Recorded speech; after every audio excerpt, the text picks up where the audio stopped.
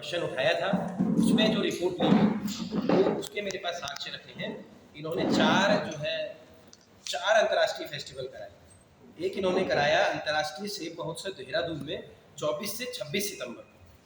Sir इस date को sir आप मेंशन करेंगे, फिर मैं आपको भारत सरकार की गाइडलाइन बताऊंगा। तो आपको 24, 25, 26 सितंबर 2021, 24, 25, 26 3 दिन सर ये मेंशन करने वाला टाइम है। ये दिन भी मेंशन करने होंगे, क्योंकि जब अभी हम बागवानी की गाइडलाइन पढ़ेंगे तो समझ में आएगा इन्होंने कितना बड़ा घपला किया है। अंतर्राष्ट्रीय मशरूम महोत्सव किया है 18 से 20 तारीख अक्टूबर 2021 में, 18, 19, 20 में किया है। वो भी 3 दिन का है अंतर्राष्ट्रीय महोत्सव 2021 में। इन्होंने अंतर्राष्ट्रीय मसाला सब्जी महोत्सव किया है। सर मशरूम महोत्सव इनके द्वारा जो किया गया है वह हरिद्वार। अंतर्राष्ट्रीय मसाला और सब्जी महोत्सव इनके द्वारा मुनि की रेती टिहरी में किया गया। अंतर्राष्ट्रीय मसाला सब्जी महोत्सव इनके द्वारा मुनि की रेती टिहरी में किया गया है 16 से 18 में नवंबर 2021। 16 से 18 नवंबर 2021, 16, 17, 18 ये भी 3 दिन का है सर। ये दिन मेंशन करने लायक है, क्योंकि अभी मैं आपको मिशन बागवानी की गाइडलाइन जब दूंगा तो उस गाइडलाइन में कुछ और है। अंतर्राष्ट्रीय मौन पालन महोत्सव इन्होंने हल्द्वानी में किया है नैनीताल, 18 से 20 दिसंबर 2021 में इनके द्वारा अंतर्राष्ट्रीय मौन पालन महोत्सव का किया गया।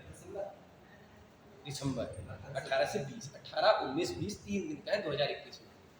इनके द्वारा मिशन बागवानी में पहले महोत्सव में 60 लाख रुपए बिना किसी शासकीय अनुमति के विड्रॉ कर दिया गया। जबकि इन्होंने क्या किया सर, अंतर्राष्ट्रीय महोत्सव जब कराए जाते हैं उसका रूल ये है कि आप शासन से अनुमति लेंगे, उसकी वित्तीय स्वीकृति लेंगे, उसके लिए अलग से बजट निर्धारित होता है। वो बजट अंतर्राष्ट्रीय सेमिनार के लिए ही आता है। इन्होंने जो पैसा बागवानी मिशन के लिए, जो पैसा प्रधानमंत्री कृषि सिंचाई के लिए, जो पैसा प्रधानमंत्री सूक्ष्म खाद्य उन्नयन योजना के लिए आया था, उस पैसे का इस्तेमाल कर दिया अंतर्राष्ट्रीय महोत्सव में रिबन काटने के लिए। वास्तव में कृषि सिंचाई, यदि कृषि सिंचाई को बढ़ावा देने के लिए आप उस पैसे का यूज कीजिए ना, बागवानी मिशन को बढ़ाने के लिए उस पैसे को यूज कीजिए, आप सूक्ष्म खाद्य उन्नयन योजनाओं को बढ़ाने के लिए उन पैसों का यूज कीजिए। और 3 दिन का मैं इसलिए कह रहा हूँ, बागवानी मिशन की जो मेरे पास गाइडलाइन है सर वेबसाइट पर भी अवेलेबल है। मैं एक कॉपी आप लोग चाहेंगे सॉफ्ट कॉपी मैं आपको भी अवेलेबल करवाऊंगा। मिशन बागवानी की गाइडलाइन है कि यदि आप कोई अंतर्राष्ट्रीय फेस्टिवल करवाते हैं और मिशन बागवानी से पैसा ड्रॉ करते हैं तो आप लोग केवल और केवल शासन भी 7.5 लाख रुपया ही उससे निकाल सकता है। तो आपने कैसे 50-60 लाख रुपए एक बार, 65 लाख रुपए एक बार और 50 लाख रुपए एक बार मिशन बागवानी का पैसा निकाला? किन मानकों को आपने ताक पे रख के ये काम किया? ये 4 महोत्सव है, पहले के 7 लाख। सर पहले में इन्होंने 60 लाख किया है, फिर तीसरे में इन्होंने ये किया है मिशन बागवानी में। दूसरे में कुछ गड़बड़ 5 ही लाख निकाले, तीसरे में इन्होंने मिशन बागवानी में 65 लाख निकाले, चौथे में मिशन बागवानी में 50 लाख निकाले। जबकि गाइडलाइन केवल और केवल 7.5 लाख की है। मैंने सरकार में वो गाइडलाइन भी, क्योंकि सरकार के पास ऑलरेडी रहती है, लेकिन फिर भी क्योंकि मैं किसी के ऊपर भाई उनकी वित्तीय अनियमितताओं की बात कर रहा हूँ तो मैं साक्षी के साथ ही बातें कर रहा हूँ।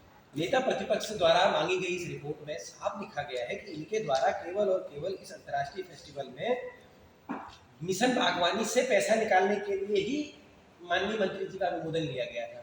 तो तुमने कैसे कृषि सिंचाई योजना और दूसरी खाद्य उन्नयन योजना का पैसा ड्रॉ कर दिया?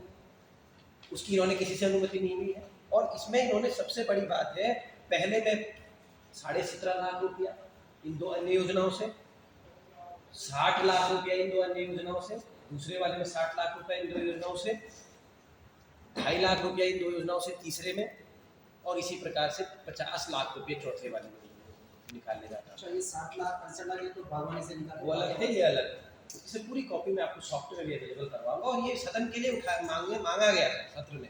इसमें साफ स्पष्ट तौर पर लिखा गया है कि इन्होंने केवल मिशन बागवानी के लिए ही अनुमति प्राप्त की थी। इन्होंने अन्य कृषि सिंचाई उन्नयन का, वैसा भी प्रधानमंत्री जी चाहते हैं कि कृषि सिंचाई को आगे बढ़ाया जाए। उन्होंने लाखों का पैसा दिया है इसलिए कि अंतर्राष्ट्रीय महोत्सव कराएं और एक रिबन कटवा के लाखों का पैसा उसमें साफ कर दें। हमारी कृषि उद्यानिकी की यही दशा तो है जिसके कारण हम लोग आज पलायन की मार झेल रहे हैं। यही कारण तो है कृषि और उद्यानिकी के क्षेत्र में जो किसान काम वो शून्य करें।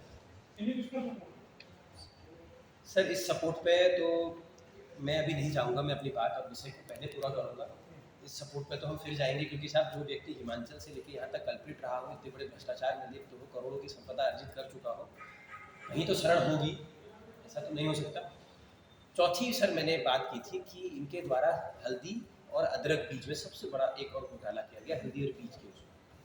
हल्दी अदरक की इससे पहले तक जब खरीद होती थी, हल्दी अदरक की जो खरीद होती है वो होती है आपका उत्पादन कितनी है और मांग कितनी है, मांग के आधार पर और उत्पादन के आधार पर। इनके द्वारा इन नियमों को ताक में रखते हुए हल्दी और अदरक के रेट 100 मतलब 3 गुना 2.5 गुना बढ़ा दिए गए और उनको जो है बिना निविदा के, बिना टेंडर के, बिना डीबीटी के माध्यम से इन्होंने जो है खरीद कर ली उसकी, और 1400 कुंटल की खरीद की गई है और वो इन्होंने कृषकों तक पहुंचाया। उसमें क्या होता है 50% किसान देता है और 50% धनराशि उसका सरकार को देना होता है। तो जब वो धनराशि तुम्हें देनी थी भाई, अगर तुम टेंडर करते तो ये पैसा जो कुछ फर्में हैं जिनके द्वारा अपने रेट निकाले गए, वो रेट जो है बहुत कम है, वो रेट बहुत कम है जो इनके द्वारा रेट दिए गए, उन रेटों के आधार पर